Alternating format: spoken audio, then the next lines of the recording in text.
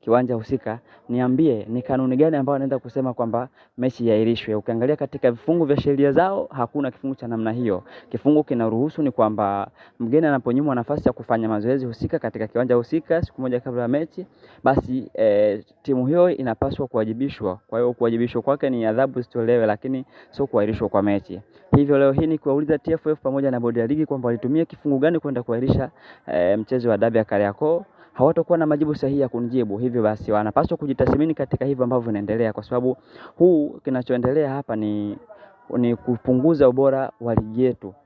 Tumetoka kutangaziwa hivi juzi kwamba ligi yetu iko namba 4 kwa ubora barani Afrika, lakini kitu ambacho hakiwezi kuwa kweli. Hivi niambie, ligi namba 4 kwa ubora barani Afrika haiwezi kuwa na vitendo kama hivi ambavyo vinaendelea kuendelea na kila siku. Kwa hiyo katika hilo kwa upande wangu naona kwamba ni makosa tu ambayo yapo, aidha mpira wetu umeingizwa zaidi kisiasa na ndio maana vitu kama hivi vinaendelea kutokea.